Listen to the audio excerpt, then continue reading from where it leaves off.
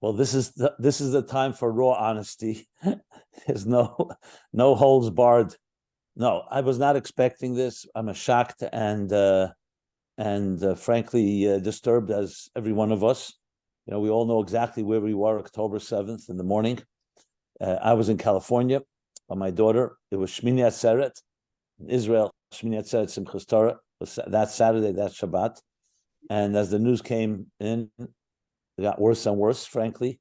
And it was not pleasant to hear, obviously. But I'll tell you immediately for myself, I share with you completely, candidly.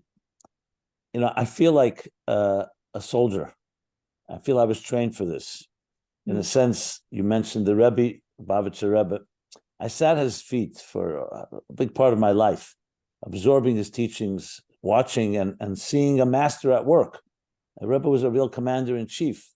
Remember, a war is a physical war and also a spiritual war. So I felt literally like mobilized. I felt I got to do something. It was still a holiday. So I remember as soon as the holiday ended, it was Sunday night in LA, where I was. Immediately, I went right into the sukkah. I took my phone and I just shared from a heart-to-heart message. I have a platform, thank God, many people listen. And I basically said, look, this is a challenging moment. The news was horrendous and it was only getting worse. But at the same time, this is where we have to rise to the occasion.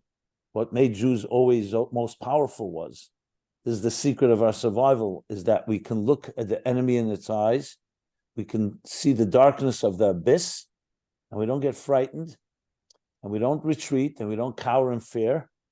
You know what we do? We dig deeper with God's help, and we become the best we can possibly be. And I really feel that right now. I feel as we speak, I'm like, all the passion and all the anger, frankly, has to be harnessed into nothing less than a passionate global revolution of goodness and kindness. Now is the time for a Jew to shine. I don't know who, I would like to put it this way. The Jewish people are like a tea bag. You don't know how strong they are until you put them into hot water. And our enemies, they thought they chose a day when we're vulnerable and unprepared, Simchas Torah. It's actually the day that celebrates Jewish indestructibility, that even after the breaking of the tablets, and even after terrible events, Yom Kippur and then Simchas Torah demonstrates that we cannot ever be destroyed. So to me, this is like that type of moment. We didn't ask for this. We didn't want this. A lot of pain. Their family shattered. We're not going to dismiss or minimize that. But there's a bigger story, and the bigger story is you and I. What are we going to do?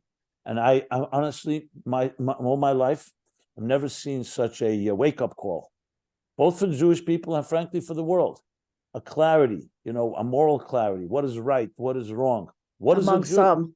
Among some, there's a great fog. No, okay, of course, and that's what we'll talk about exactly. But I'm talking about for those of us that see, what does it mean to be a Jew? How many Jews are today saying, "Come, I want to understand what it means to be Jewish," and why are we in the Holy Land? And it's not just about don't kill us and don't kill our children. We are here for thousands of years, children of Abraham, to bring light, to bring a message of justice, of tzedakah, virtue. We brought civilization to the world. And you know what? We can get complacent. Unfortunately, it takes tragedy sometimes to wake people up. So these are my raw, from the heart feelings that we have here, this double-edged thing. We have tremendous sorrow for what's happened, but tremendous strength in knowing that we have a job to do, a mission to do, not just to eradicate evil, but to bring a more powerful good. Our passion for love should be deeper than their passion for hatred.